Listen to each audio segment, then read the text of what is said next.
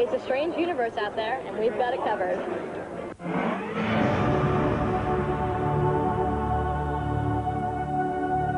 John Lennon's encounter with extraterrestrials. I just sort of turned round, and there was this thing about 100 foot away, and very low, below the height of the buildings, you know? And I was thinking, what is it? I think, it's a flying saucer. A day in the life in New York City. He had the proof, finally, that UFOs existed. The living witness. Here's two people nude on the terrace screaming, "It's a UFO!" John Lennon and the UFO.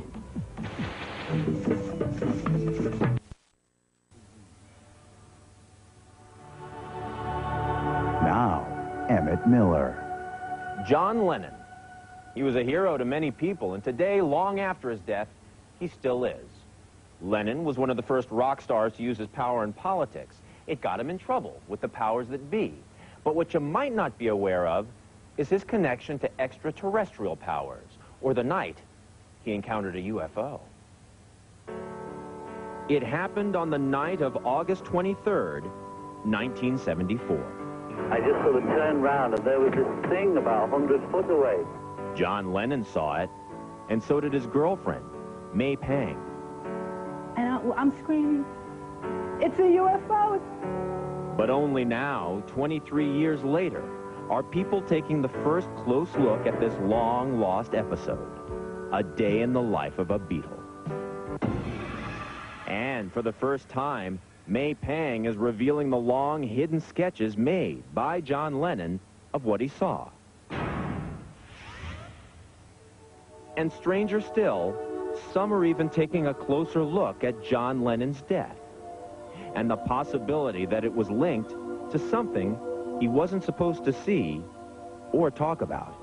It must be a flying saucer, but you don't want to face it, you know? John Lennon's apparent close encounter came at a time after he'd left the Beatles.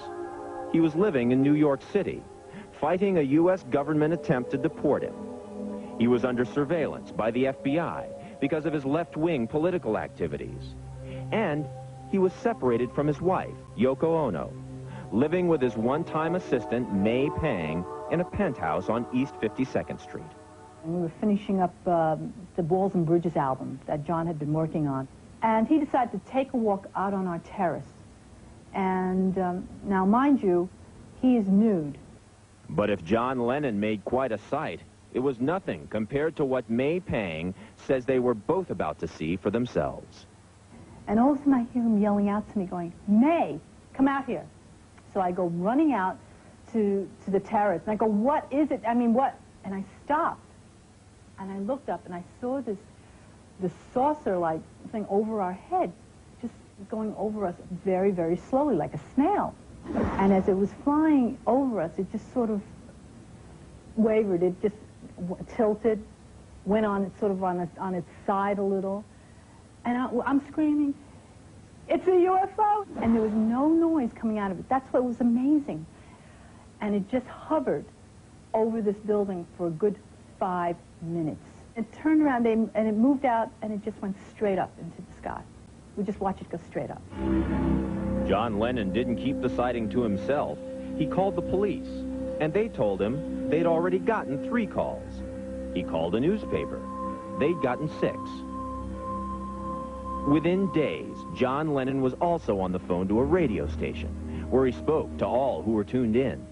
I just sort of turned round, and there was this thing about 100 foot away, and very low, below the height of the buildings, you know?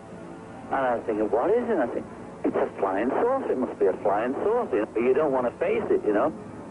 Even if you're a freak like me, you still want to think, oh, it's a balloon or something, you know? But it was only recently that a radio show producer in another city got hold of the tape and decided to explore its implications. The John Lennon story is so convincing. 71% of Americans do not believe that the government is telling them the truth about UFOs. Dr. Bob Hieronymus produces a program called 21st Century Radio in Baltimore that specializes in the paranormal.